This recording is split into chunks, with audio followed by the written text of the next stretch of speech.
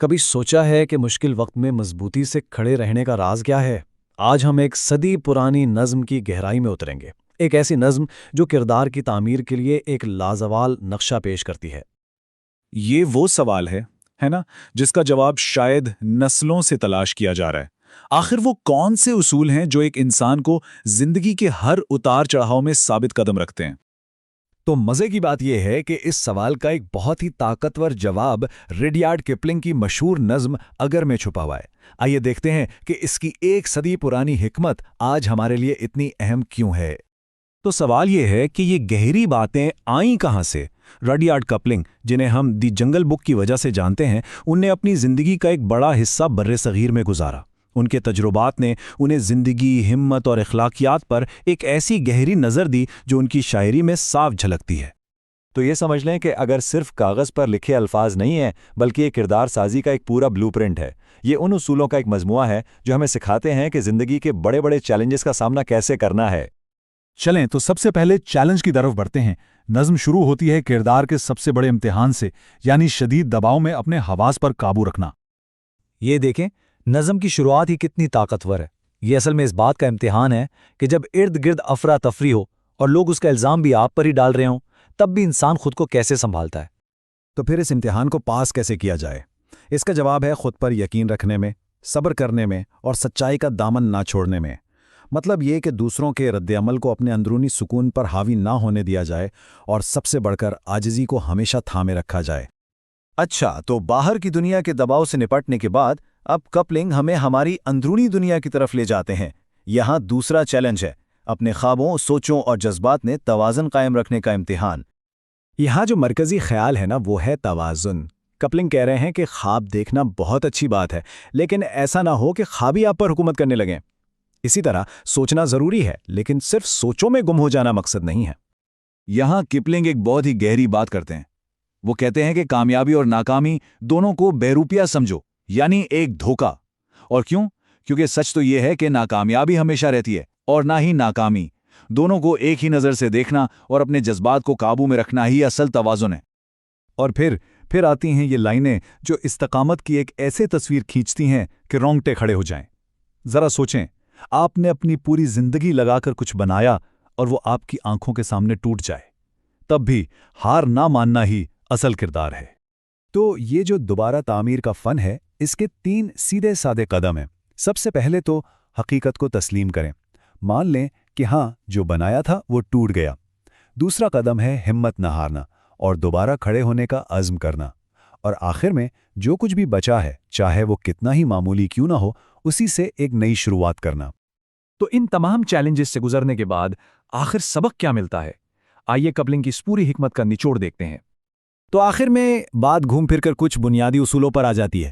یہ نظم ہمیں سکھاتی ہے کہ ایک مضبوط کردار چند ستونوں پر کھڑا ہوتا ہے، جیسے کہ دباؤ میں پرسکون رہنا، اپنے خوابوں اور حقیقت میں توازن رکھنا، اور سب سے بڑھ کر کبھی ہار نہ ماننے کا جذبہ۔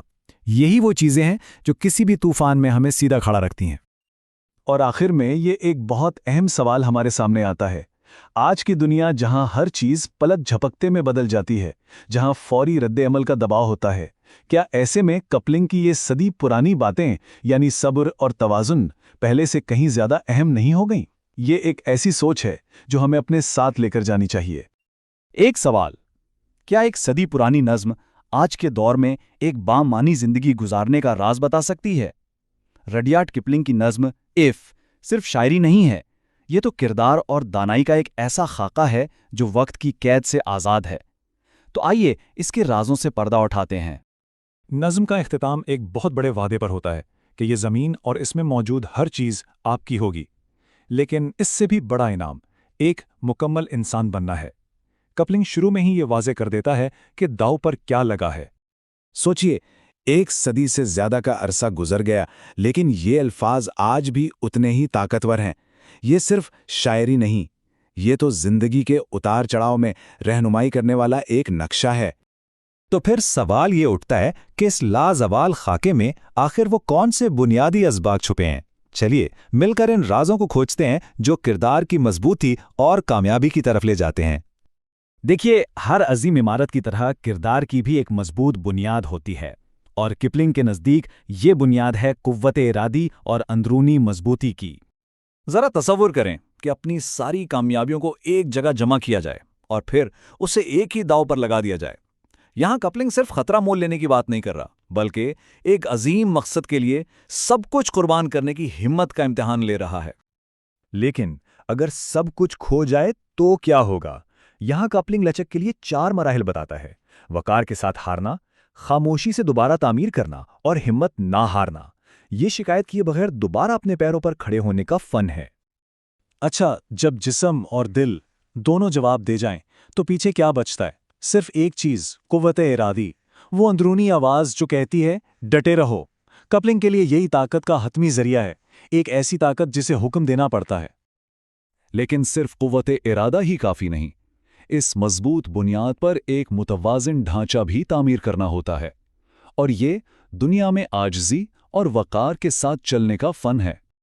کیا ایسا ممکن ہے کہ کوئی بادشاہوں کے ساتھ چلے لیکن عام لوگوں سے اپنا تعلق نہ توڑے؟ کپلنگ کا اصل چیلنج یہی ہے کہ طاقت اور شہرت کے باوجود اپنی اصلیت اور عاجزی کو کبھی نہ کھویا جائے۔ جذباتی طور پر خود مختار بننے کے لیے کپلنگ کچھ اصول بتاتا ہے۔ نہ دشمنوں کو اتنی چھوٹ دو کہ وہ تکلیف پہنچا سکیں، اور نہ ہی دوستوں کو اتنا حاوی ہونے دو کہ وہ قابو کرنے لگیں۔ یعنی سب کی قدر کیجیے لیکن کسی پر حد سے زیادہ انحصار مت کیجیے۔ تو جب ہم قوت ارادی کی بنیاد اور توازن کے ڈھانچے کو ایک ساتھ ملاتے ہیں تو ہمیں کیا حاصل ہوتا ہے؟ ہمیں ملتا ہے کپلنگ کا مکمل انسان کا تصور۔ یہ ہیں وہ خصوصیات جو اس مکمل انسان کو بناتی ہیں: بہادر، عاجز، متوازن، ایماندار اور جذباتی طور پر مضبوط۔ یہی وہ اجزاء ہیں جن سے کردار کی عظمت تشکیل پاتی ہے۔ یہ خصوصیات صرف خیالی نہیں ہیں، ذرا دیکھیے کہ کس طرح ہر ایک کا تعلق نظم کی ایک مخصوص شرط سے ہے۔ قوت ارادی کا تعلق ڈٹے رہنے سے ہے، اور عاجزی کا تعلق بادشاہوں کے ساتھ چلنے اور عام آدمی کو نہ بھولنے سے ہے۔ لیکن ایک صدی کے بعد کیا یہ نصیحتیں آج بھی کوئی معنی رکھتی ہیں؟ آئیے دیکھتے ہیں کہ اف کا پیغام آج بھی اتنا اہم کیوں سمجھا جاتا ہے۔ یہ نظم لکھی تو ایک باپ نے اپنے بیٹے کے لیے تھی، لیکن اس کا پیغام سرحدوں اور نسلوں سے آگے نکل گیا ہے۔